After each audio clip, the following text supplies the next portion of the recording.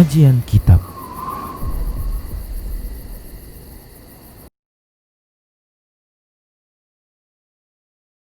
Bismillah, assalamualaikum warahmatullahi wabarakatuh. Innal hamdalillah nahmaduhu wa nasta'inuhu wa nastaghfiruh wa na'udzu billahi min shururi anfusina wa min sayyiati a'malina. Man yahdihillah fala mudilla lahu wa man yudlilhu fala hadiya lahu. Wa ashhadu an la ilaha illallah wahdahu la syarika lahu. وأشهد أن محمدا عبده ورسوله صلى الله عليه وسلم. قال الله تبارك وتعالى: يا أيها الذين آمنوا اتقوا الله حق تقاته ولا تموتن إلا وأنتم مسلمون. يا أيها الناس اتقوا ربكم الذي خلقكم من نفس واحدة وخلق منها زوجها وبث منهما رجالا كثيرا ونساء واتقوا الله الذي تساءلون به والأرحام إن الله كان عليكم رقيبا.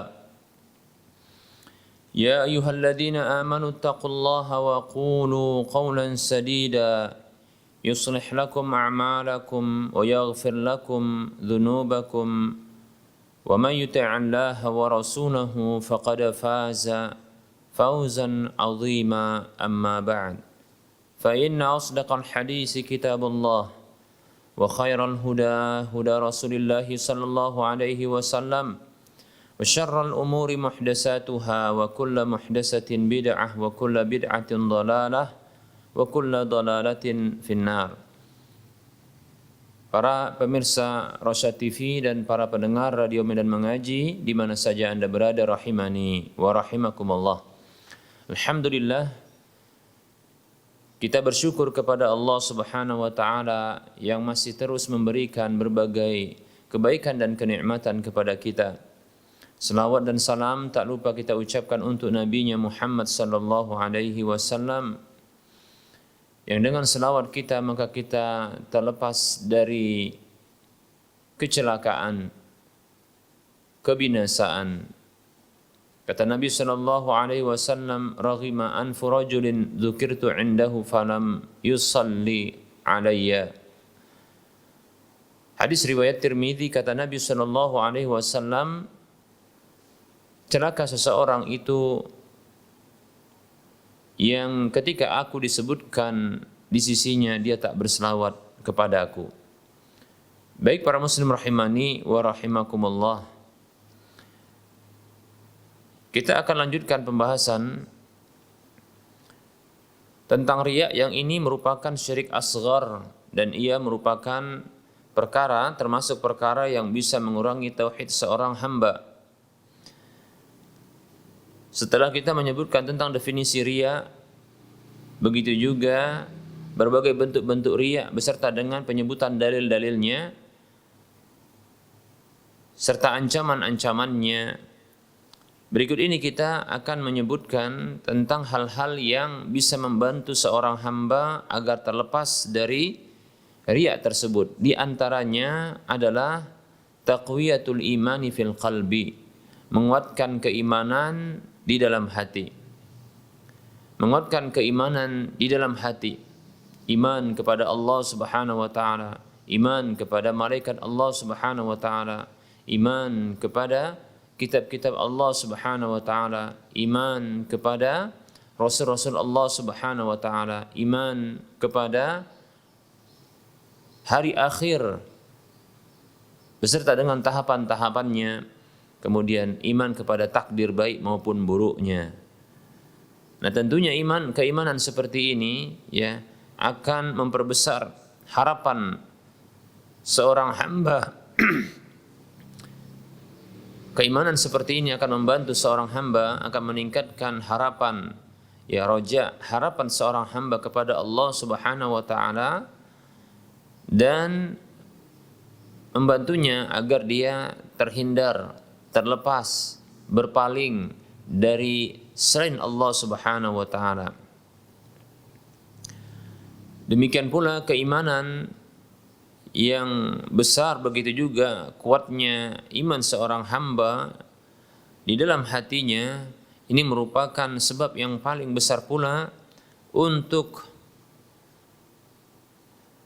terjaganya seorang hamba dari waswas syaitan, di mana Allah Subhanahu wa taala dengan kekuatan iman tersebut akan menjaga seorang hamba dari waswas syaitan dan membantu seorang hamba agar bisa menundukkan syahwatnya, nafsunya.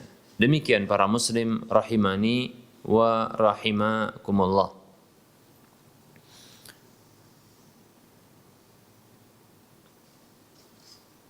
Allah Subhanahu wa ta'ala berfirman tentang bertambahnya keimanan, menguatkan iman ini bisa dengan cara membaca Al-Quran, membaca Al-Quran, merenungkan dan mentadaburi makna-maknanya.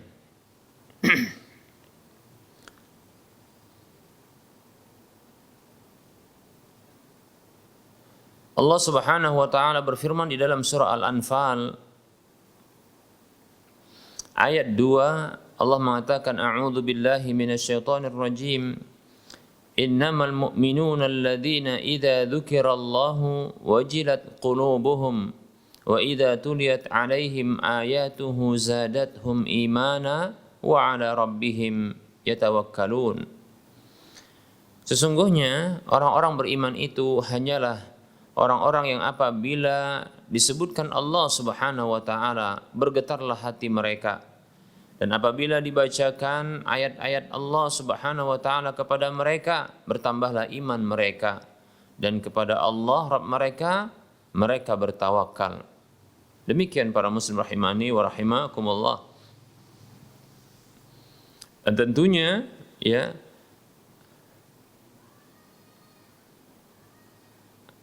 dengan keimanan yang bertambah ini akan menyebabkan Allah Subhanahu wa taala menjaga hamba tersebut dari waswas syaitan.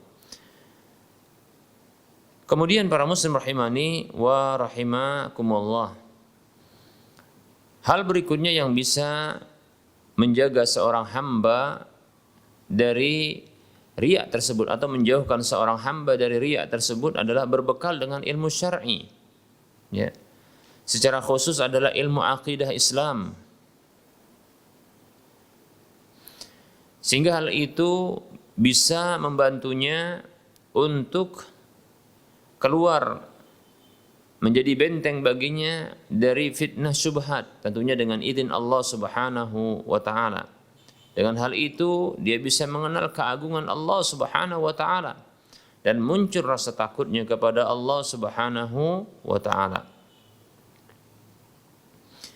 Sekaligus hal itu akan menyadari tentang kelemahan para hamba dan kebutuhan para hamba terhadap Allah Subhanahu wa taala Rabb-nya. Hal itu akan mendorongnya untuk benci kepada riya tersebut, dan menganggap remeh riya tersebut di dalam dirinya, sehingga dia pun terjauh dari riya tersebut. Dan juga pintu-pintu masuk bagi syaitan pun tertutup bagi dirinya, karena dia telah mengetahui jalan-jalan dengan akidah yang dipelajarinya, dengan ilmu syar'i yang dipelajarinya, dia mengetahui jalan-jalan dan pintu-pintu bagi syaitan untuk masuk ke dalam dirinya, kemudian menggodanya, menyesatkannya. Nah, dengan ilmu syar'i maka dia bisa mengetahui pintu-pintu syaitan, lalu dia pun bisa menutupnya dengan izin Allah Subhanahu wa taala. Baik para muslim rahimani wa rahimakumullah.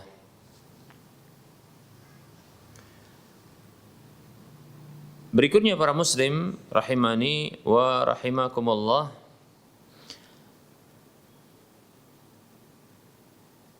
hal yang bisa menjauhkan seorang hamba dari riya adalah memperbanyak memohon perlindungan kepada Allah Subhanahu wa taala, berdoa kepadanya. Itu doa perlindungan kepada Allah Subhanahu wa taala, ya, agar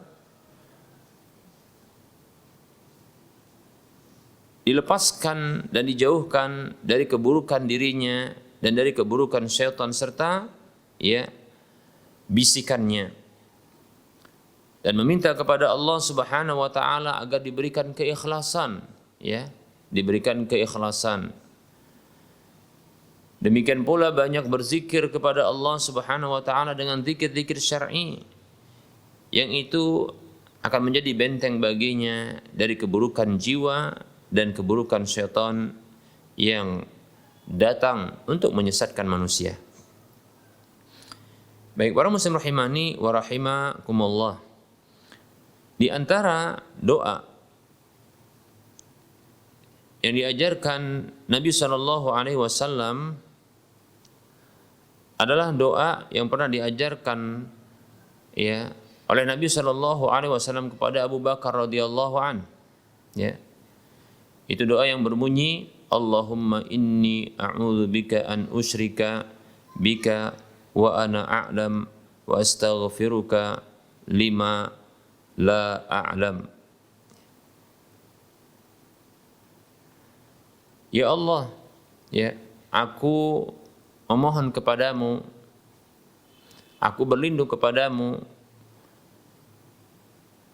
Allahumma inni a'udzubika an usyrika bika wa ana alam. Ya Allah, aku memohon perlindungan kepadamu, ya, dari kesyirikan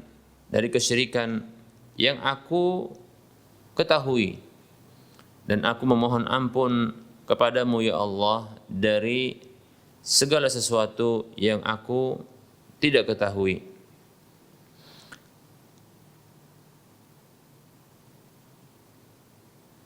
Rasulullah sallallahu alaihi wasallam bersabda dalam sebuah hadis yang disahihkan oleh Syekh Al-Albani rahimahullahu taala dalam Sahihul Jami' dengan nomor urut hadis 3731, dari sahabat Abu Bakar radhiyallahu anhu, Rasulullah sallallahu alaihi wasallam bersabda, "Asyirku fikum akhfa min dabibin namli." Kesyirikan yang terjadi pada diri kalian itu lebih tersembunyi ketimbang rayapan dari semut. Dalam riwayat yang lain disebutkan ya dari semut hitam ya di malam yang kelam ya di atas batu yang legam. Kemudian Nabi SAW bersabda, wa sa'adulluka ala syai'in idza fa'altahu adhaba anka sighara syirki wa kibarahu. Dan aku akan tunjukkan kepadamu wahai Abu Bakar radhiyallahu an terhadap satu hal yang apabila engkau lakukan itu akan menghilangkan darimu syirik yang besar maupun syirik yang kecil. Syirik yang kecil maupun syirik yang besar. Taqulu, engkau baca, Allahumma inni a'udzu bika an usyrika bika wa ana a'lam wa astaghfiruka lima la a'lam. Allahumma inni a'udzu bika an usyrika bika wa ana a'lam wa astaghfiruka lima la a'lam. Ya Allah, sesungguhnya aku berlindung kepadamu dari kesyirikan, dari berbuat syirik kepadamu, sementara aku mengetahui itu sebuah kesyirikan. Nah, ini ya, permohonan perlindungan kepada Allah Subhanahu wa taala atas ya atau dari semua bentuk kesyirikan yang diketahui. Ya, agar Allah menjaga orang yang berdoa dengan doa seperti ini agar dijaga oleh Allah dari segala bentuk kesyirikan yang diketahuinya. Wa astaghfiruka lima la a'lam, dan aku memohon ampun kepadamu ya Allah ya untuk dosa-dosa yang aku tidak ketahui. Yaitu kesyirikan yang tidak disadari dan tidak diketahui, ya, maka dimohonkan ampun kepada Allah Subhanahu wa taala. Demikian, ya. Nah, ini bila dibaca seperti ini oleh seorang hamba, baik dia telah berbuat syirik atau akan berbuat syirik, ya, atau muncul dalam hatinya hal-hal yang ini merupakan bentuk kesyirikan, atau muncul pada dirinya yang ini merupakan bentuk kesyirikan. Di antaranya adalah riya, sum'ah, ya, ujub dan seterusnya. Maka para muslim rahimani wa rahimakumullah, maka silahkan ya membaca doa ini, maka ini akan menghilangkan ya dosa kesyirikan tersebut. Alhamdulillah. Baik para muslim rahimani wa rahimakumullah. Berikutnya ya, perkara yang membantu seorang hamba agar bisa ya tentunya adalah dengan izin Allah Subhanahu wa taala ya, agar bisa terlepas dari atau terjauh dari syirik kecil ini, di antaranya adalah riya. Ya, selain berdoa kepada Allah Subhanahu wa taala ya, yang bahkan kita dianjurkan oleh Nabi sallallahu alaihi wasallam untuk membaca setelah salat, Allahumma a'inni ala dzikrika wa syukrika wa husni ibadatika. Ya, ini juga doa di antaranya ya. Allahumma inni a'udzubika Allahumma a'inni ala dzikrika wa syukrika wa husni ibadatika. Ya, ya Allah bantulah aku, tolonglah aku ya Allah ya, agar aku bisa mengingatmu, agar aku bisa ya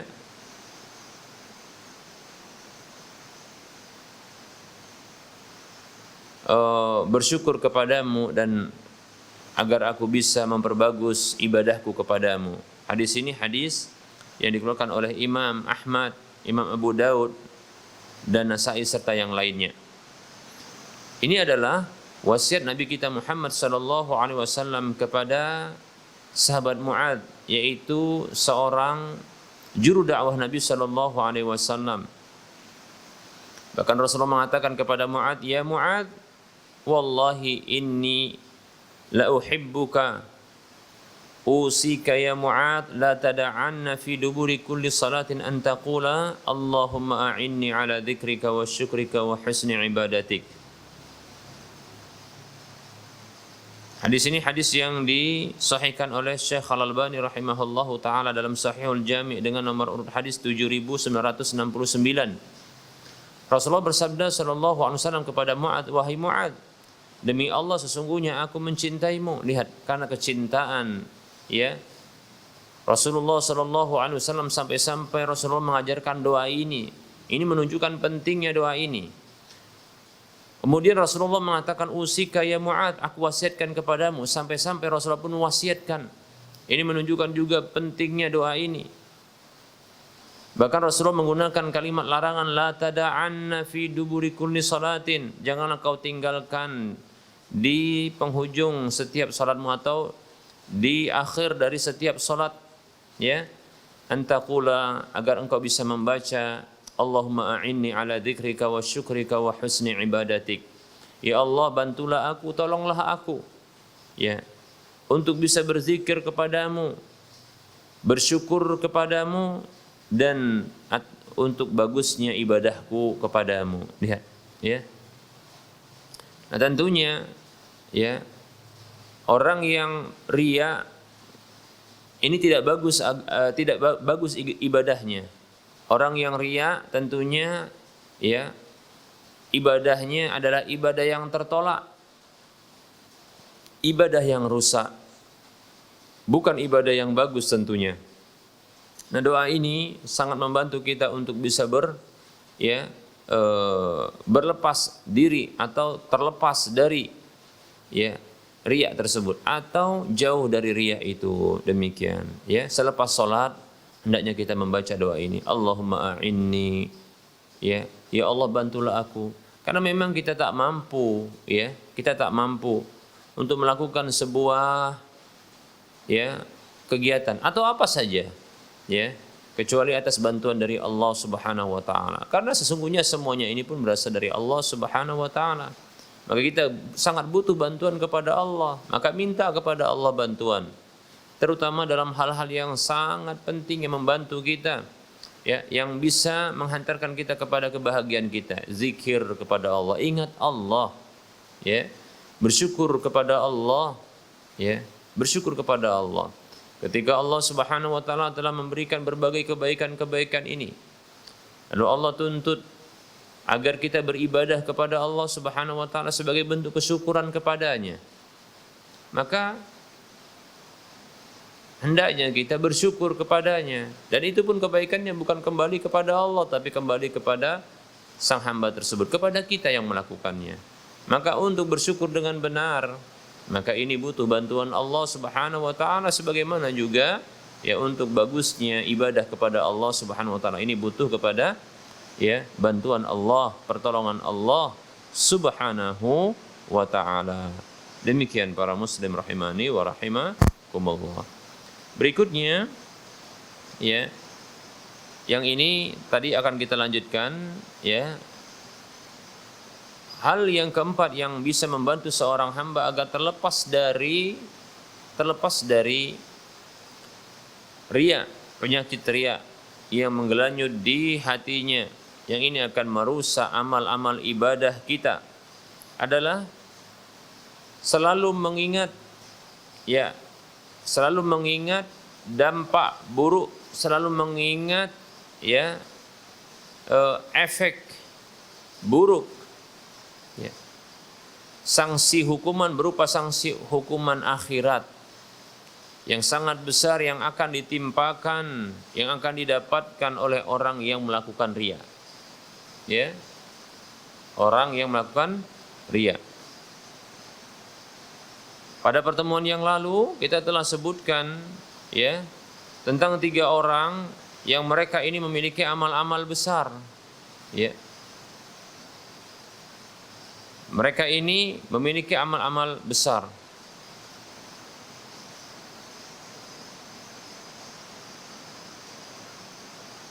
Seperti contohnya adalah ya berjihad di jalan Allah sampai terbunuh, tewas.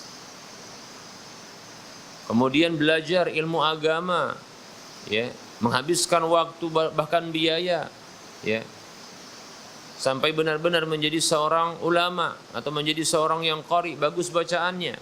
Begitu juga ya orang yang berderma, ya, berinfak di semua jalan kebaikan yang tidaklah dia mengetahui jalan kebaikan tersebut kecuali dia menginfakkan hartanya di sana. Namun sayang, sungguh sayang, dan semoga Allah Subhanahu wa taala menjauhkan kita dari sebab kecelakaan mereka itu, yaitu riya. Semoga Allah menjaga kita dari riya tersebut. Mereka riya, mereka inginkan sebutan-sebutan. Yang satu ingin disebut menjadi ingin disebut sebagai seorang pahlawan, sebagai seorang pemberani, sebagai seorang pendekar barangkali, ya. Maka ini akan membuat dia ternyata diseret di atas wajahnya lalu dicampakkan ke dalam neraka. Begitu juga orang setelahnya, orang yang berikutnya, yaitu orang yang belajar agama, ya.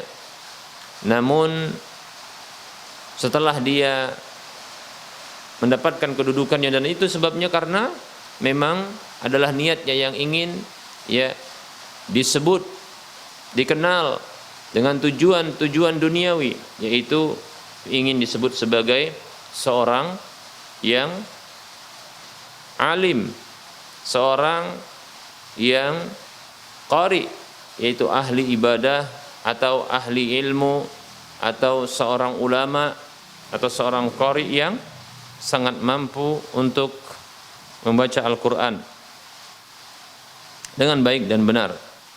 Maka niatan seperti ini, keinginan untuk dipuji yang seperti ini, maka membuat amal baiknya pun ya ini sia-sia. Bahkan dia diancam, diseret di atas wajahnya, kemudian dicampakkan ke dalam neraka. Baik para muslim rahimani wa rahimakumullah. Begitulah ya.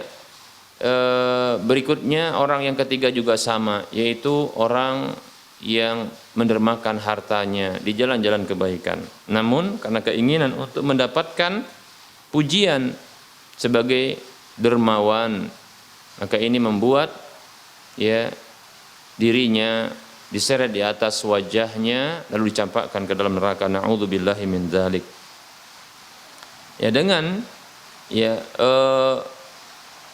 selalu mengingat seperti ini ya, maka ini akan memunculkan rasa takut ya kepada Allah Subhanahu wa taala. Rasa takut untuk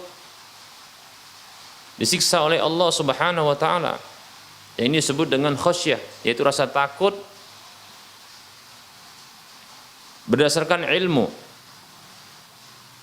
Maka ini akan membantu seorang hamba agar dia bisa mengikhlaskan setiap amalannya. Sehingga ya dengan hal ini dia pun dijauhkan oleh Allah Subhanahu wa taala dari sifat riya atau ya niat riya di dalam hatinya. Demikian para muslim rahimani wa rahimakumullah. Berikutnya para muslim rahimani wa rahimakumullah.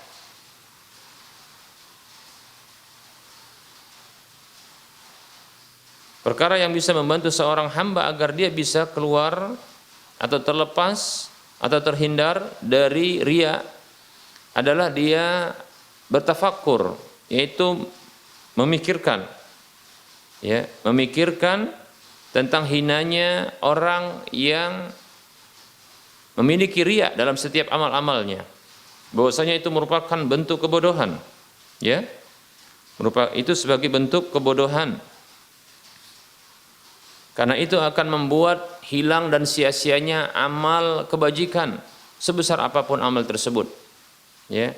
Padahal amal tersebut adalah sebab bagi dirinya agar bisa dia mendapatkan ya, mendapatkan kebahagiaan, ya, mendapatkan kebahagiaan di alam berikutnya dan terselamatnya dia dari ya azab kubur, bahkan azab ya di tahapan-tahapan dari hari kiamat sampai ya ke surga atau ke neraka. Tentunya dia selamat dari neraka bila ya dia memiliki amal-amal ya dengan izin Allah Subhanahu wa taala, ya amal tersebut itu mendatangkan keridhaan Allah Subhanahu wa taala. Demikian ya. Sebuah ayat yang atau dalam beberapa ayat yang kita menghafalnya, ya Allah Subhanahu wa taala berfirman, wa amma man saqulat mawazinuhu fahuwa fi 'ishatir radiyah wa amma man saqulat mawazinuhu fahuwa fi 'ishatir radiyah. Adapun orang-orang yang berat timbangan amal kebajikannya, maka dia itu berada dalam kehidupan yang bahagia, yaitu di surga Allah Subhanahu wa taala. Akhirnya ke surga Allah. Bahkan kehidupan yang bahagia itu bukan hanya di dunia didapatkan, juga bukan hanya di akhirat, bahkan didapatkan di dunia. Bahkan ya di dalam setiap tahapan-tahapan kehidupannya. Ya setelah kematiannya, di alam barzakh, kemudian di tahapan-tahapan akhirat sampai dia masuk ke dalam surga, diselamatkan dari neraka. Hidup yang bahagia. Wa amma man saqulat mawazinuhu wa amma man khaffat mawazinuhu fa ummuhu hawiyah wa ma adraka ma hiyah narun hamiyah. Dan adapun orang yang ringan timbangan amalnya karena yang berat adalah amal keburukan dan dosanya, maka fa ummuhu hawiyah, tempat kembalinya adalah hawiyah. Wa ma adraka ma hiyah, tahukah kalian apa itu? Ya, narun hamiyah, neraka yang meliputinya. Na'udzubillahi min dzalik. Na'udzubillahi min dzalik. Demikian para muslim rahimani wa rahimakumullah.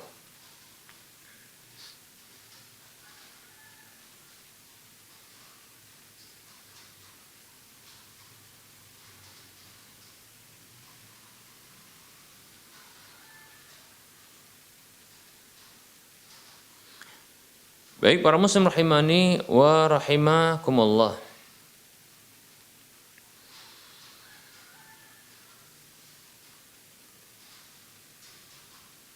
Riya ini merupakan ya bentuk kehinaan ya, di mana dia menginginkan sesuatu yang rendah, yaitu pujian manusia, ya sebutan manusia, sanjungan manusia. Yang ini bisa jadi ya akan segera hilang. Bahkan barangkali hilangnya pun ketika dalam kondisi dia menyaksikan kehilangan tersebut. Bahkan berbalik, manusia tersebut tidak lagi memujinya, bahkan mencelanya. Padahal barangkali dia telah mengorbankan berbagai hal untuk mendapatkan pujian tersebut. Yang ini barangkali tidak setara, ya, tidak setara ya dengan apa yang dikorbankannya, ya. Di awal bisa jadi dia mendapatkan pujian, namun ternyata sanjungan dan pujian ini lenyap, ya, segera. Demikian bisa dilenyapkan oleh Allah Subhanahu wa taala. Sementara pujian Allah Subhanahu wa taala, keridhaan Allah Subhanahu wa taala, balasan Allah Subhanahu wa taala itu kekal. Ya, kekal. Ya. Kekal.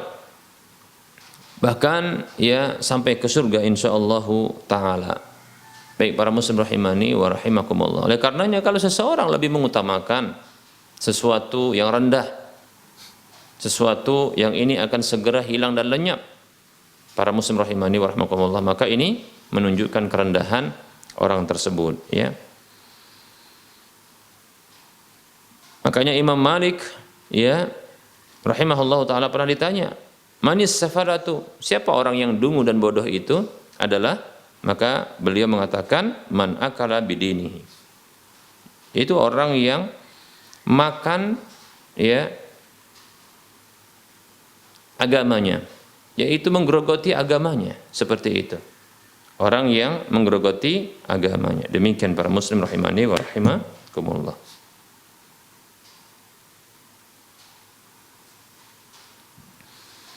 Baik para muslim rahimani wa rahimakumullah, berikutnya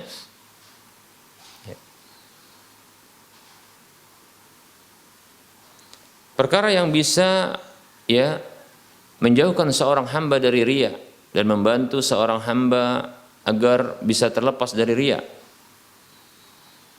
adalah bersemangat untuk segala hal yang menjadi sebab dirinya tidak terjatuh ke dalam riya. Hal itu adalah dengan cara menyembunyikan setiap amal-amal ibadah yang sifatnya sunnat, ya, yang sifatnya adalah sunnat, yang bila dikerjakan berpahala, ditinggalkan tidak mengapa, ya. Maka bila berkesempatan diberikan taufik oleh Allah Subhanahu wa taala untuk bisa mengamalkannya, maka hendaknya ia menyembunyikannya, ya, menyembunyikan amal tersebut, ya, agar tidak berpeluang bagi syaitan untuk memunculkan riya pada dirinya ketika melakukan amal tersebut. Dan terus ya untuk menolak dan menepis riya itu ketika datang, ya, datang muncul di dalam hatinya. Yang ini tentunya disusupkan oleh syaitan, ya, agar dia bisa mengharapkan pujian dan sanjungan dari manusia. Demikian. Begitu juga hendaknya ya diantaranya juga ya menjauhi majelis orang-orang yang suka memuji, ya, atau orang-orang yang mereka ini adalah orang yang suka riya, ya. Maka hendaknya ya ini dihindarkan olehnya, ya, dihindarkan olehnya. Dan seterusnya dari hal-hal yang bisa membantu seorang hamba untuk tidak terjatuh ke dalam riya. Baik para muslim rahimani wa rahimakumullah. Kita tutup pembahasan pada pertemuan kali ini yaitu dengan satu penjelasan bahwa tidak boleh bagi kita untuk menuduh seseorang itu ketika dia beramal dengan tuduhan riya. Ya, karena ini adalah perkara hati, perkara yang tersembunyi, dan ini adalah perkara gaib, dan tidak mungkin kita manusia biasa untuk mengetahui ya dalam hati seseorang itu bahwasanya orang itu sedang melakukan riya atau motivasi tujuan dia beramal itu adalah riya, mengharapkan pujian manusia. Tidak boleh, ya. Tidak boleh, ya. Kalau seseorang menuduh orang lain dengan tuduhan riya, ya, padahal tidak ada bukti-buktinya, ya, maka sungguh dia seolah-olah mengetahui perkara yang gaib. Nah, ini lebih parah, ya. Ini lebih parah demikian. Ya. Bahkan ya kita katakan ini merupakan sifatnya orang-orang munafik. Ya, orang-orang munafik. Ya. Jangan kita menuduh orang-orang lain untuk ya dengan tuduhan riya itu ketika beramal kebajikan. Baik, ya. Mengapa demikian? Karena seorang muslim mukmin dia adalah orang yang lurus, orang yang selamat, ya. Orang yang ikhlas ketika dia berbuat seperti itu. Ya. Berbuat kebaikan. Maka jangan kita tuduh bahwasanya dia itu melakukan hal itu ya karena riya. Kecuali kalau memang ada indikasi-indikasi, ya. Atau kita sebutkan dengan cara ya kalau memang demikian yang diinginkan dari amal ini, maka ini adalah riya, begitu caranya. Tapi jangan dituduh dengan ya ungkapan yang memastikan atau memberikan jaminan bahwasanya orang tersebut adalah riya dalam amalnya, tidak boleh. Nah, tapi hanya dengan ya menyebutkan secara indikasi, ya. Secara indikasi. Jika memang demikian yang diinginkan dari amal tersebut, maka ini adalah ya amal riya, seperti itu. Baik para muslim rahimani wa rahimakumullah. Lebih-lebih terkadang ya, seorang muslim mukmin ada motivasi lain ketika dia menampakkan ibadah, ya, yang tidak murni, ya, atau tidak bisa dipastikan bahwasanya hal tersebut adalah riya. Demikian. Karena sekedar menampakkan ibadah bukanlah riya. Akan tetapi, ya, apa akhir dari tujuan atau niat amal tersebut? Bila diinginkan pujian dan sanjungan atau gelaran-gelaran, sebutan-sebutan, maka ya ini adalah riya. Ya. Namun yang dituju adalah contohnya ketika itu adalah amal-amal sunnat yang sesungguhnya sangat mungkin untuk dilakukan dengan cara sembunyi-sembunyi. Namun dia tampakkan, ternyata dia inginkan agar dicontoh oleh orang, lalu dia mendapatkan pahala yang berterusan, seperti itu. Ya. Mungkin barangkali dia termotivasi dengan sabda Nabi SAW, "Man dalla 'alal khairi kafa'ilihi." Siapa saja yang menunjukkan kepada kebaikan maka dia seperti orang yang melakukannya. Seperti itu. Atau sabda Nabi SAW yang lain, "Man da'a ila hudan kana lahu minal ajri mislu ujuri man tabi'ahu la yanqusu dzalika min ujurihim syai'a." Siapa saja yang mengajak kepada sebuah petunjuk, ya, maka dia mendapatkan pahala dari orang-orang yang mengikutinya tanpa mengurangi pahala orang yang mengikutinya itu sedikit pun. Nah, bisa jadi ini motivasinya. Demikian, yaitu dengan amal yang ditampakkannya seperti bersedekah, ya. Bersedekah. Kita misalkan contoh, ya, di satu majelis, ya, ada seorang ustadz yang memotivasi atau seorang pembicara yang memotivasi para hadirin, ya, yang hadir di situ untuk berinfak, bersedekah. Bisa jadi mungkin untuk menolong, ya, orang-orang yang berkebutuhan, orang-orang yang butuh, orang-orang yang miskin, orang yang fakir, ya, atau untuk sebuah sedekah jariah, infak yang mengalir pahalanya, seperti untuk pembebasan lahan, ya, masjid, atau untuk pembangunan masjid, atau untuk ya pendidikan Islam, ya, dan seterusnya. dari ya jalan-jalan kebaikan ya. Lalu ternyata ada orang yang memulai dengan memberikan, contohnya mencampakkan uang atau menyebutkan dari saya ya 10 juta dia katakan. Ya. Dia sebutkan begitu. Ya, ketika itu tentunya dilihat oleh orang banyak, maka tidak boleh kita menuduh ya, tidak boleh kita menuduh orang tersebut ya riya. Atau majelis tersebut ini majelis riya. Ya, majelis riya di mana mereka ini ya menampakkan ibadah. Maka kita katakan tidak boleh ya yang seperti ini kita tuduh ini sebagai apa? Sebagai tindakan riya. Karena tujuannya bisa jadi bukan untuk pujian dan sanjungan. Dan itu hal yang gaib yang sulit untuk diketahui karena itu dalam hati. Tidak boleh, ya. Nabi SAW itu pernah melakukan hal ini. Nabi SAW pernah melakukan hal ini, motivasi para sahabat-sahabat. Bahkan ketika di hari Jumat pernah beliau melakukan hal itu, ya. Sampai-sampai para sahabat pun melemparkan apa harta yang mereka miliki ke arah depan, seperti itu. Baik para muslim rahimani wa rahmakumullah, ya. Jadi jangan menuduh kaum muslimin ya dengan riya, karena hukum asal seorang muslim mukmin adalah lurus dan ikhlas dalam beramal, seperti itu. Ya, wallahu taala a'lam. Baik para muslim rahimani wa rahimakumullah. Kita cukupkan dulu untuk penyampaian materi di hari ini.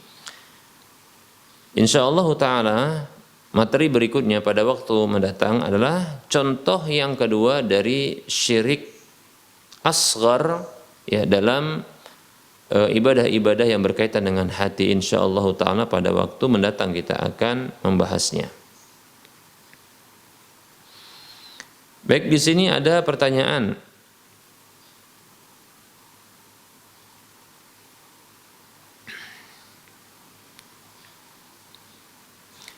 Assalamualaikum warahmatullahi wabarakatuh. Izin bertanya Ustaz, apa hukum mengikuti berdoa berjamaah bersama dengan imam? Mohon penjelasannya Ustaz. Terima kasih.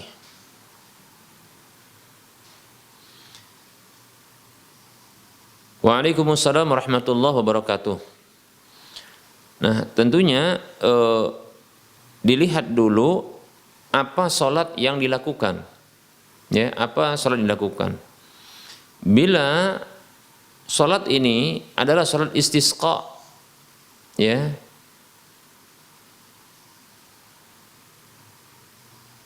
atau kita katakan adalah sholat Jumat, yang ketika itu dalam khutbah yang kedua ada doa, ya. Begitu juga dalam salat gerhana, begitu ya. Maka menurut sebagian pendapat di kalangan para ulama boleh mengaminkan ya. Boleh mengaminkan ya doa tersebut. Ya, doa imam tersebut. Namun jika yang dimaksudkan ini adalah ya salat-salat wajib. Ya, bila dimaksudkan di sini adalah salat-salat wajib. Lalu selesai salat wajib, lalu ada doa. Namun dilakukan secara berjamaah. Menurut sebagian ulama, para muslim rahimani wa rahimakumullah, bolehnya berdoa setelah salat fardu. Berdasarkan hadis Nabi SAW, hadis yang dikeluarkan oleh Imam Tirmidzi, ketika Nabi SAW itu ditanya, ayu ad-du'ai asma'u, doa manakah yang paling didengar, maksudnya oleh Allah Subhanahu wa taala, maka Rasulullah SAW bersabda, jaufal lailil akhir wa dubura kulli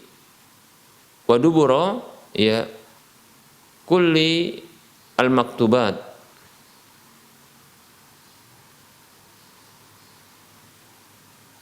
Atau wadubura kulli salati al-maktubat, ya. Atau kama qala sallallahu alaihi wasallam. Kata Nabi sallallahu alaihi wasallam, yaitu doa yang dipanjatkan di malam yang larut, yang terakhir, yaitu di sepertiga malam yang terakhir.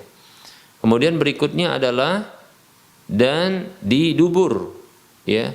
Dubur itu maksudnya bisa maknanya adalah ya penghujung dari segala sesuatu atau ya setelah segala sesuatu. Jadi kalau kita maknakan dubur, ya, ini maksudnya bisa ya penghujung dari salat fardu, yaitu sebelum salam. Sebelum salam dianjurkan untuk berdoa berdasarkan hadis ini. Bisa juga ya karena makna dubur adalah maknanya adalah aqba, yaitu setelah, maka bisa juga dilakukan setelah salat fardu. Wallahu taala alam. Hanya saja bila doa setelah salat fardu ini itu dengan cara ya dipimpin oleh satu orang lalu diaminkan oleh orang lain, ya. Nah, hal seperti ini ya adalah sesuatu yang tidak pernah didapatkan dari Nabi Shallallahu Alaihi Wasallam. Nah, ini permasalahannya. Para muslim rahimani wa rahimakumullah. Nabi kita Muhammad Shallallahu Alaihi Wasallam mendapatkan ya perintah salat yaitu 3 tahun sebelum hijrah. Ya. Sampai wafatnya Nabi Shallallahu Alaihi Wasallam berarti sekitar 13 tahun. Karena setelah hijrah Rasulullah SAW itu ya wafat 10 tahun setelah itu. Jadi 13 tahun. Selama 13 tahun yang itu salat ya 5 waktu sehari semalamnya, tidak didapatkan satu riwayat pun ya di mana Nabi SAW memimpin memimpin doa setelah salat yang diaminkan oleh para sahabat-sahabat. Demikian.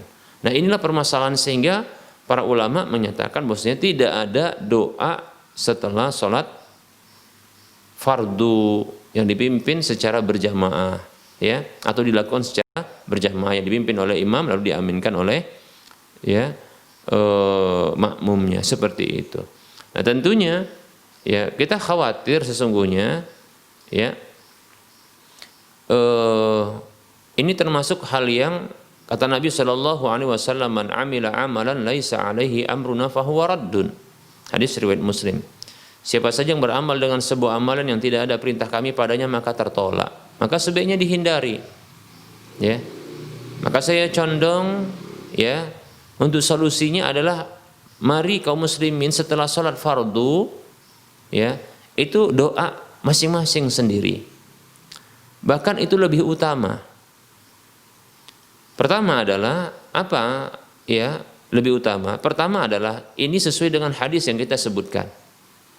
Bahwasanya ketika Rasulullah ditanya tentang doa yang paling didengar oleh Allah, maka disebutkan di antaranya doa yang dipanjatkan ya dubura kulli as-salatil maktubat, yaitu as-salawatil maktubat, yaitu doa-doa yang dilakukan setelah salat ya fardu. Demikian. Ini yang pertama. Yang kedua adalah doa secara sendiri itu lebih mewakili kebutuhan pribadi, ya, mewakili kebutuhan pribadi. Karena tentunya imam itu tidak mengetahui apa yang dibutuhkan oleh orang yang ketika itu berdoa, ya, orang yang menjadi makmumnya. Maka masing-masing lebih utama untuk dia berdoa secara ya sendiri-sendirian masing-masing sesuai dengan kebutuhan yang dia minta. Ya tentunya ya bukanlah merupakan masalah kalau seorang makmum dia berdoa dengan bahasa Indonesia atau dengan bahasa yang lain yang dia pahami, bukan dengan bahasa Arab. Tidak masalah karena Allah Maha tahu ya dengan semua bahasa. Demikian. Hanya saja dengan bahasa yang sopan ya dan memelas meminta kepada Allah seperti itu. Ya, ini dia. Ini alasan yang kedua. Alasan yang ketiga, ya, terkadang kita dapatkan imam itu berdoa dengan bahasa Arab yang terkadang dia tidak mengetahui apa yang dia minta, karena dia hanya menghafalnya saja dan makmum hanya mengaminkan sementara dia tidak mengetahui maknanya. Padahal Nabi SAW bersabda, Innallaha la yastajibu du'aan min qalbin ghafilin lahin. Sesungguhnya Allah Subhanahu wa taala tidak menerima doa, tidak mengabulkan doa dari hati yang lalai, lagi ya tidak mengetahuinya, lalai. Ya. Dia tidak tahu maknanya, bagaimana Allah akan kabulkan. Nah, seperti itu, ya. Seseorang tidak ya memahami apa yang dia minta, bagaimana Allah bisa mengabulkannya. Nah, seperti itu, ya. Jadi dengan beberapa alasan ini, maka tentunya doa sendiri ya setelah sholat fardu itu lebih utama, ya. Bahkan ini yang benar. Kalau seorang membiasakan doa setelah sholat fardu, bisa tidak? Saya condong boleh, ya. Seperti itu. Bahkan sebelum sholat fardu, ketika di antara adzan dan iqamat itu juga bagus, ya. Kata Nabi SAW, ad-du'a'u bainal adzani wal iqamati la yuraddu. Doa di antara adzan dan iqamat itu tidak tertolak. Demikian, seperti itu, ya. Adapun ketika berjamaah, ya, dipimpin oleh imam dan diaminkan oleh makmum, ini permasalahannya, pertama, tidak ada perintah dari Nabi SAW dengan tata cara demikian, ya, salat fardunya, doa setelah salat fardunya, ya. Bahkan tidak ditemukan satu riwayat pun Nabi mencontohkan demikian. Kemudian yang kedua, ya, adalah, ya, doa yang dipimpin oleh imam ini tidak mewakili, ya, kebutuhan pribadi masing-masing dari, ya, individu kaum muslimin tersebut, karena mereka punya kebutuhan masing-masing yang berbeda-beda tentunya. Kemudian yang ketiga adalah doanya imam terkadang ini dengan bahasa Arab yang imamnya pun tak paham karena dia hanya sekedar menghafal, dan setiap kali sholat 5 waktu demikian seterusnya dihafal begitu, tidak berubah doanya, begitu terus, ya, karena dia telah menghafalnya, dan terkadang dia tidak memahaminya. Padahal Allah tidak akan menerima doa dari hati yang lalai, dari hati yang tak memahami apa yang dia minta. Demikian, seperti itu. Semoga bermanfaat. Ingat, ya, bukan kita katakan berdoanya yang salah setelah sholat, tapi tata caranya, ya. Berdoa setelah sholat itu boleh, bahkan itu dianjurkan, karena itu waktu yang mustajab juga, ya. Demikian. Tapi lakukan dengan sendiri-sendiri, itu lebih utama. Wallahu ta'ala a'lam.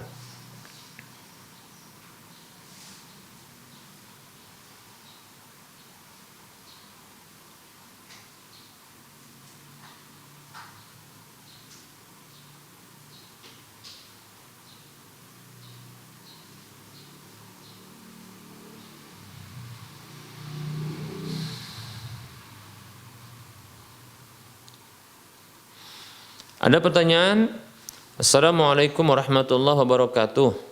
Bagaimana hukum tukar tambah Ustadz dalam membeli barang? Mohon penjelasannya Ustadz. Waalaikumsalam warahmatullahi wabarakatuh. Hukum, ya, tukar tambah dalam membeli barang. Maka ini dilihat, apakah barang-barang tersebut adalah barang-barang ribawi ataukah tidak. Ya, barang-barang ribawi ataukah tidak, ya. Bila barang-barang tersebut adalah barang-barang yang non ribawi. Apa itu barang-barang ribawi? Yaitu barang-barang, ya, produk-produk, ya, atau komoditi-komoditi yang non ribawi adalah selain dari barang-barang yang disebutkan dalam hadis ini beserta dengan pengkiasannya, ya. Atau kita sebutkan dulu yang pertama adalah rinciannya, ya, barang-barang ribawi, yaitu barang-barang yang apabila ditransaksi dengan cara yang tidak memenuhi ketentuan syar'inya, maka jatuh kepada riba. Baik itu riba fadl, riba karena ada tambahan, atau riba nasi'ah, riba karena ada penundaan. Baik, ya. Apa itu barang-barang ribawi? Disebutkan dalam hadis Ubadah bin Samit radhiyallahu anhu, itu ada 6. Ini hadis riwayat Muslim. Rasulullah sallallahu alaihi wasallam bersabda, "Adz-dzahabu bil-dzahabi wal fiddatu bil-fiddati wal burru bil-burri wasy-sya'iru bis-syairi wat tamru bit-tamri wal milhu bil-milhi." Di sini ada 6. Ya, yang pertama adalah emas dengan emas. Berarti emas termasuk barang ribawi. Kemudian perak dengan perak. ya, ini termasuk barang ribawi. Disamakan dengan itu oleh para ulama, mereka melakukan pengkiasan atau penyamaan adalah semua mata uang yang berlaku, ya, yang itu merupakan alat tukar yang masih berlaku, demikian. Karena emas dan perak di zaman Nabi SAW yang diwakili oleh dinar dan dirham itu, ya, ini juga merupakan alat tukar, demikian, ya. Kemudian yang ketiga adalah biji merah, yaitu semacam mirip dengan gandum namun dia berwarna merah yang kualitasnya tinggi dan mahal. Kemudian gandum yang berwarna putih, kemudian kurma dan garam. Yang kata para ulama, mereka mengkiaskan keempat hal ini adalah dikiaskan dengan bahan-bahan makanan pokok yang bisa disimpan dan ditimbang atau ditakar, demikian, ya. Seperti itu, seperti contohnya beras, ya, mungkin jagung juga di sebagian wilayah dan yang lainnya, ya. Nah, kata Rasulullah SAW, syaratnya adalah, ketentuan syar'inya adalah ya dan mislan bi mislin, ya, sawaan bisawain, sama dalam timbangan, sama dalam takaran, itu sama dalam nilai, ya. Kemudian ya dan biadin, kontan, seperti itu, ya. Wa idza ikhtalafat hadhil asnafu fabi'u kaifa syi'tum idza kana yadan biyadin. Apabila berbeda-beda jenis-jenis ini, jadi ini barang-barang ribawi tadi, nah apabila dibarterkan dengan cara berbeda jenis-jenis ini, fabi'u kaifa syi'tum, kata Nabi, maka juallah, ya, dengan, ya, sesuai dengan kehendak kalian, yaitu dengan apanya? Dengan berbeda tadi, ya, nilainya, takarannya, begitu juga, ya, timbangannya, tidak masalah. Ya, tentunya ini barang-barang yang masih dalam satu kategori. Contohnya dalam kategori tadi nilai tukar, yaitu mata uang, begitu juga dalam kategori bahan makanan pokok yang bisa ditimbang, ditakar dan disimpan, ya. Ini masih dalam satu kategori. Nah, kalau berbeda tapi masih dalam satu kategori, maka juallah sesuka hati kalian, ya, dengan syarat idza kana yadan biyadin, dengan syarat kontan, demikian. Baik, ya, seperti itu. Nah, oleh karenanya kalau kita katakan tukar tambah ketika membeli barang, maka dilihat, ya, karena tukar tambah ini termasuk jual beli, ya, tukar tambah termasuk jual beli. Kalau bahasa kita mungkin ya termasuk barter, cuma hanya ada tambahan di sana, seperti itu, ya. Maka kalau emas ditukar dengan emas, lalu ada tambahan, ya. Nah, kalau tukarnya ini kemudian dengan tambahannya ini ternyata semisal, contoh, ya, kita katakan emas 5 gram ditukar dengan emas 4 gram, tapi ditambah dengan 1 gram. Boleh jawabannya. Karena apa? Sama-sama 5. Dan harus kontan, karena dia sejenis. Seperti itu. Perak dengan perak juga sama. Contohnya ada perak, ya, 100, ya, 100 gram, ya, kemudian ditukar dengan 95 atau 90 gram, terus ditambah dengan 10 gram yang 90, jadi 100 juga. Maka ini boleh, kenapa? Ya, karena sejenis dan ternyata sama, ya, timbangannya. Begitu juga wajib kontan, seperti itu, ya. Seperti itu. Begitu juga contohnya 100.000 rupiah ditukar dengan 80.000 rupiah, kemudian 20.000-nya, ya, terpisah, contohnya berikutnya. Tapi terpisah ini masih dalam satu, maksudnya dalam apa namanya, dalam satu waktu, di satu majelis, ya, di majelis itu juga contohnya. Maka ini boleh seperti itu, ya. Ini boleh, ya, tukar yang dia sejenis dan dia kontan dan dia sama dalam jumlah nilai maupun takarannya, ya. Baik para muslim rahimani wa rahimakumullah. Begitu juga contohnya beras dengan beras ditukar, ya. Beras dengan beras ditukar, contohnya, ya, 10 kilo, ya, ditukar dengan, ya, Katakanlah 15 kilo, ya, 15 kilo ditukar dengan ya 10 kilo beras dengan yang 5 kilo beras yang berikutnya, ya. Jadi ada satu, katakan karung beras dia 15 kilo, ini dibarter, ya, dengan beras yang 10 kilo ditambah dengan 5 kilo. Nah, ini boleh saja, tidak masalah, ya. Demikian, ya. Dan itu harus kontan syaratnya, demikian, ya. Namun apakah boleh, contohnya kalau seandainya tadi, ya, emas, ya, 5 gram ditukar dengan emas, 4 gram ditambah dengan uang, ya, wallahu taala alam, ya, di sini ada perbedaan, ya, nilai, yaitu di mana emasnya 4 gram ditukar menjadi dengan 5 gram, hanya saja ditambah dengan uang. Yang seperti ini wallahu ta'ala alam, saya condong kepada pendapat tidak boleh, karena tidak ada kesamaan emasnya, demikian, ya, tidak kesamaan, tidak ada sama, emasnya tidak sama, ya, seperti itu. Adapun uang itu bukanlah emas, namun dia kategori, sama dalam kategori tapi berbeda jenisnya, wallahu ta'ala alam. Disamakan dengan itu contohnya adalah, ya, bila 10 kita katakan 15 kilogram beras ditukar dengan 10 kilogram beras jenis yang lain ditambah dengan, ya, katakanlah 5 kilo gandum, maka ini juga tidak boleh, wallahu ta'ala a'lam, karena berbeda dia, ya, berasnya berbeda, ya, timbangannya. Adapun gandum itu dari jenis yang berbeda, walaupun masih dalam satu, ya, satu kategori, demikian, wallahu ta'ala. Saya condong ini bermasalah, ya, bermasalah, dan ini termasuk riba fadl, wallahu ta'ala a'lam. Kemudian bagaimana bila jenisnya berbeda ditukar, contohnya, ya, tukar tambah tapi beda jenis, ya, tapi masih dalam barang-barang ribawi, ya, seperti contohnya adalah, ya, gandum ditukar dengan beras, maka ini boleh, tidak masalah, beda takarannya, beda timbangannya, asalkan kontan. Gitu juga contohnya emas, ya, ditukar dengan uang, ya, ini tentunya beli emas namanya, kan begitu, ya. Namun syaratnya adalah kontan, seperti itu. Nah, kalau nambah, ini lihat tambahannya apa?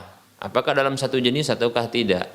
Kemudian apakah dia bertambah dari, ya, dari yang lainnya? Kalau kita katakan ada 5 gram emas ditunggar dengan 5 gram emas, hanya saja satu baru, satu lama, sudah kusam, ya. Bentuknya yang satu baru, yang satu ini lama bentuknya, ya, ukirannya dan bentuknya, maka ditambah, katakanlah ditambah 50.000, maka ini tidak boleh, ya, ini adalah riba, seperti itu, ya. Baik, ya, ini berlaku pada barang-barang ribawi, yaitu barang-barang atau komoditi yang apabila ditransaksikan tidak mengikuti ketentuan syar'i maka jatuh kepada riba. Baik. Adapun barang-barang yang non ribawi, yang bukan dia barang ribawi, contohnya banyak selain yang 6 tadi, ya, atau yang disamakan dengan itu. Contohnya apa? Seperti HP tukar dengan HP, kamera dengan kamera, mobil dengan mobil, rumah dengan rumah, ya. Kemudian ada tambahannya, atau sepeda motor, kendaraan dengan kendaraan, gitu, ya. Namun ada tambahannya uang, maka tidak masalah, ya, tidak masalah. Tanah dengan tanah ditukar, ya, lahan dengan lahan ditukar, terus ada nambah, ya, mungkin sekian puluh juta, maka tidak masalah. Karena ini bukan barang ribawi yang ditukar, ya, seperti itu. Loh, uangnya bagaimana? Uangnya kan, ya, barang ribawi, tapi kan bukan kepada barang ribawi yang lain, seperti itu, ya. Demikian, ya, maka boleh. Contoh, kita kasih contoh, ya, HP tukar dengan HP, tahunnya berbeda. Tahun yang lama ini memberikan tambahan 50.000, HP yang baru tidak perlu menambah, ditukar, ya. Maka HP lama ditambah plus 50.000, HP yang baru tidak ada tambahan. Boleh tidak? Boleh, seperti itu. Bahkan boleh uangnya nanti, ya, tambahannya nanti, yang penting salah satu harus diserah terimakan, seperti itu, ya. dan jelas. Dan tentunya syarat-syarat jual beli harus berlaku pula padanya. Hanya saja di sini insya Allah bebas dari riba. Wallahu taala a'lam.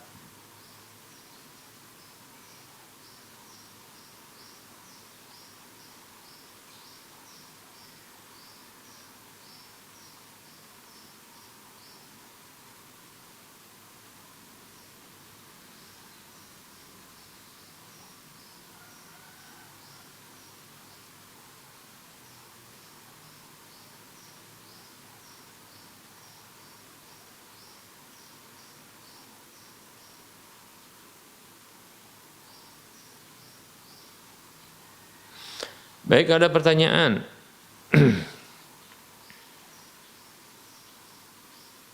Assalamualaikum warahmatullahi wabarakatuh. Ustadz, abang saya memberikan baju ke adiknya. Lalu si abang dalam kondisi meminjam uang kepada si adik.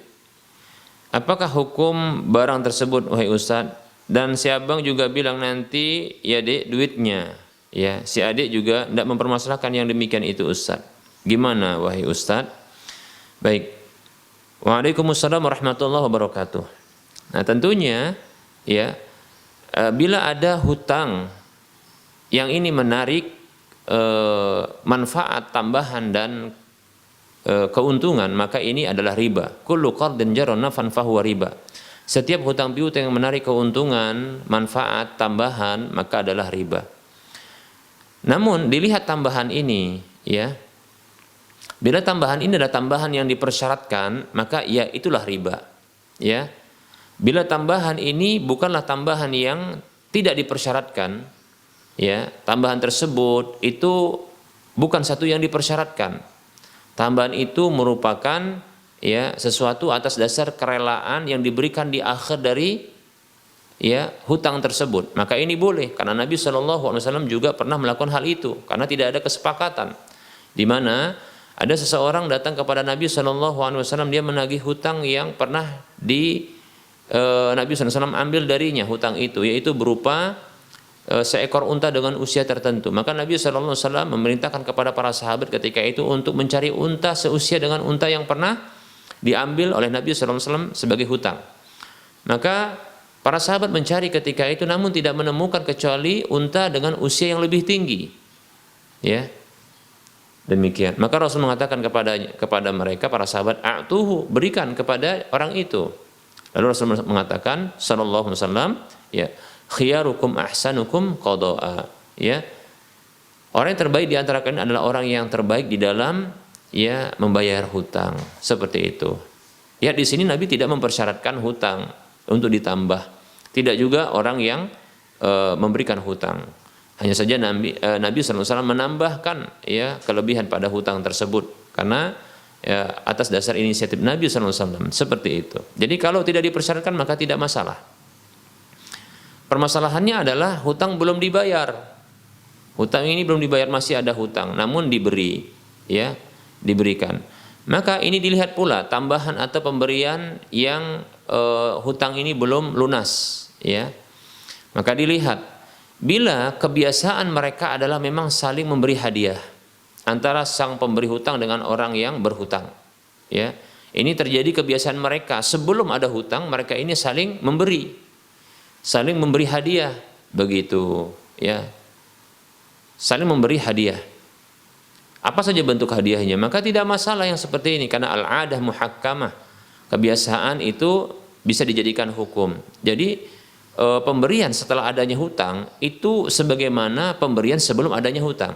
Kita ulangi, pemberian setelah adanya hutang itu seperti pemberian sebelum adanya hutang karena ini kebiasaan sebelumnya, Maka ini hutang ini hutang ini seperti tidak dianggap dan pemberian ini bukanlah sebagai tambahan atas hutang karena itu adalah bagian dari kebiasaan sebelumnya, seperti itu, Nah, namun bila tidak pernah saling memberi, apakah antar tetangga atau antar saudara, lalu dibawalah hadiah tersebut. Bahkan ini sebagai bentuk meniru kebiasaan para rentenir, ya, atau orang-orang yang mereka diberikan piutang, yaitu dengan memberikan tambahan.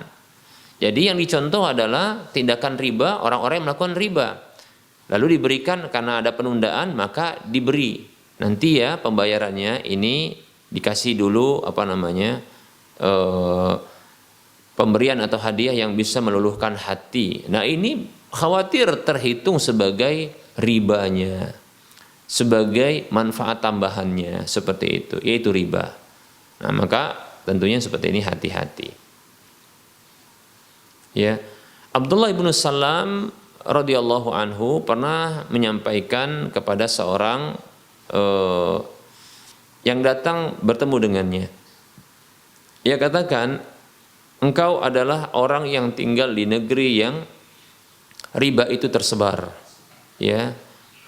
Maka apabila orang yang engkau beri piutang tersebut datang dengan membawa sekeranjang hadiah, dengan membawa hutang untuk dibayarkan, maka ya tinggalkanlah hutang tersebut. Jauhilah keranjang tersebut. Ambillah pembayar hutang tersebut, namun jauhilah ya keranjang tersebut, ya, yaitu isinya. Keranjang beserta dengan isinya, demikian, yaitu hadiah. Kenapa? Karena ternyata ya hadiah berupa keranjang beserta dengan isinya ini merupakan ya kebiasaan yang dicontoh di wilayah di mana terjadinya riba itu, seperti itu. Ya, maka ini dihindarkan. Namun bila tidak seperti itu, ya, ini bukan dalam rangka mengikuti ya tindakan riba, namun ini bahkan tidak ada kesepakatan, hanya ini bahkan mengikuti kebiasaan yang dilakukan oleh mereka, yang ini saling memberi sebelum adanya hutang, maka ini dibolehkan. Wallahu ta'ala a'lam.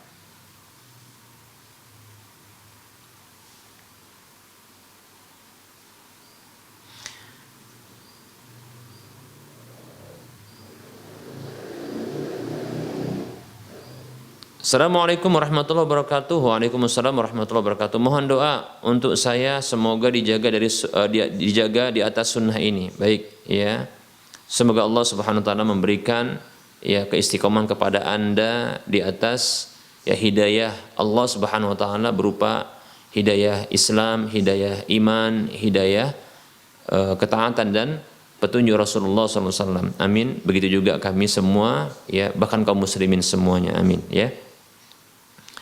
Apa saja yang perlu saya pelajari untuk saya yang baru belajar ini, Ustaz? Ya, pertama sekali adalah ya pembahasan tentang akidah, ya, iman dan akidah Islam. Ini yang pertama, ya, untuk mengokohkan. Karena Nabi SAW juga demikian, ya, mengajarkan kepada umat ini dengan akidah terlebih dahulu. Berikutnya baru pembahasan tentang hak-hak Allah dalam ibadah, yaitu mulai dari sholat, ya, ini urutan dari urutan rukun Islam, sholat, zakat, haji, puasa, demikian dan seterusnya. Itu belajar fikih, ya. Sebelumnya adalah belajar tentunya toharoh, seperti itu, ya. Maka selamat datang, ya, untuk terus bisa istiqomah di atas manhaj Ahlus Sunnah wal Jamaah, ya, manhaj salaf ini. Amin. Ya. Kita tutup karena sudah masuk waktu sholat zuhur untuk wilayah Medan dan sekitarnya. Mohon maaf bila ada kesalahan dan kekurangan, kepada Allah saya mohon ampun. Wassallallahu ala Muhammad wa ala alihi wa ashabihi ajma'in. Subhanakallahumma wa bihamdika asyhadu an la ilaha illa anta astaghfiruka wa atubu ilaika walhamdulillahi rabbil alamin. Wassalamualaikum warahmatullahi wabarakatuh.